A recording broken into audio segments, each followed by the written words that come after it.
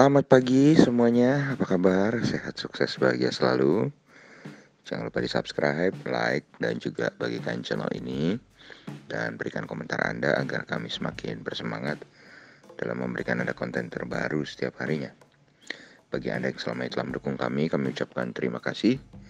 Kami doakan Anda selalu diberikan kesehatan, rezeki, dan kebahagiaan yang melimpah.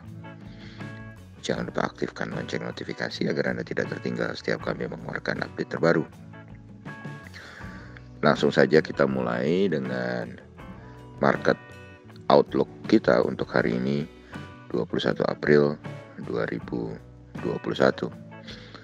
Dan seperti tanggalnya 21 April 2021, saya mengucapkan terlebih dahulu selamat Hari Kartini bagi para wanita Indonesia. Semoga para wanita Indonesia dapat tumbuh menjadi wanita yang sukses, mandiri, dan tentu saja bebas finansial melalui pasar modal. Dan kalau kita lihat market dunia tadi malam ditutup kompak di dalam zona merah.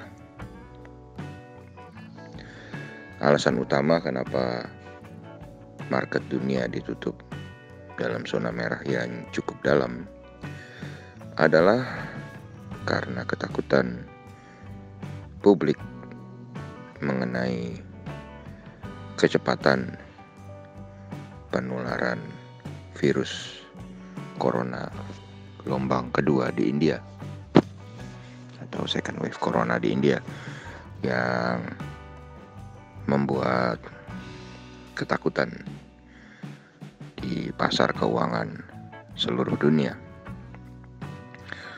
Sedangkan untuk di Amerika sendiri, Wall Street nampak mengalami penurunan atau berada di dalam zona merah selama 3 hari berturut-turut. Dan kali ini dipimpin oleh penurunan yang cukup dalam dari saham Netflix. Dan kalau kita lihat Dow Jones sendiri memang mengalami pelemahan 0,75% atau 256,3 poin ke 33.821. Saham-saham teknologi Nasdaq menjadi yang penurunannya paling dalam, 0,92% atau 128,5 poin ke 13.786. Sementara S&P 500 mengalami penurunan 28,3 poin atau 0,68% ke 4.135. Kemudian kalau kita pindah ke market Eropa penurunannya jauh lebih dalam, di mana CAC Prancis memimpin pelemahan 2,09% atau 131,6 poin ke 6.165. FTSE 100 Index London menyusul di tempat berikutnya 140,2 poin atau 2% ke 6.860. Sementara GDXI atau Sentra DAX Frankfurt menjadi yang pelemahannya paling sedikit, yaitu 238,9 poin atau 1,55% ke 15.130. Dan kalau kita lihat US 10 years bond atau obligasi 10 tahun Amerika nampak cenderung melemah 0,039 poin atau 2,44% ke 1,562. Melemahnya government bond ini atau US bond ini tentu akan menjadi sinyalemen yang bagus untuk IHSG hari ini, sama dengan kemarin bagaimana BI mempertahankan suku bunganya di penutupan market Indonesia kembali naik. Kemudian kalau kita lihat US Dollar Index mengalami penguatan tipis 0,11% atau 0,099 poin ke 91,192.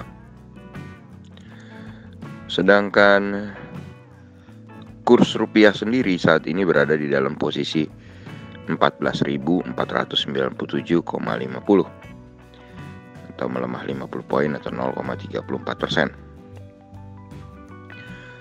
Kemudian kalau kita lihat TLKM NYSE atau saham Telekomunikasi Indonesia atau PT Telkom yang diperdagangkan di New York Stock Exchange atau diperdagangkan di Bursa Amerika nampak melemah 0,2 poin atau 0,87% ke 22,80 atau kalau dirupiahkan adalah Rp3.308.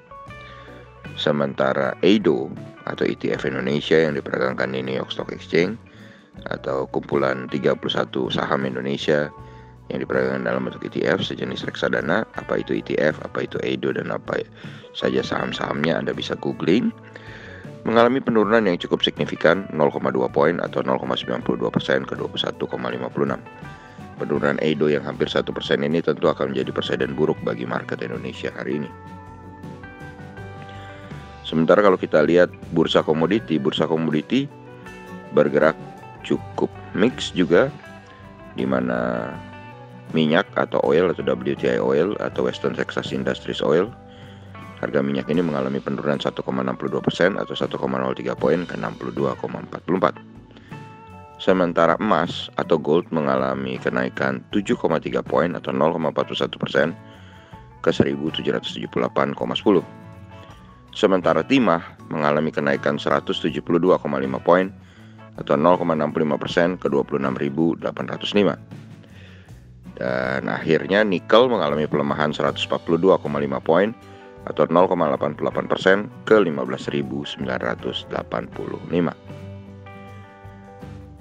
Lalu kalau kita lihat batu bara Newcastle untuk kontrak bulan April mengalami penurunan 0,35 poin atau 0,37% ke 94.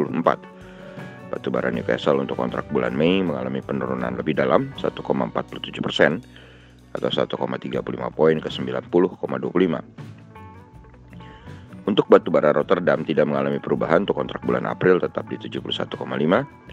Sedangkan untuk kontrak bulan Mei melemah 0,65 poin atau 0,88% ke 73,55. Wood pulp atau bubur kertas juga tidak mengalami perubahan tetap di 5.462,50. Sedangkan CPO mengalami penguatan kembali 2,4% atau 89 poin ke 3.804. Jadi dari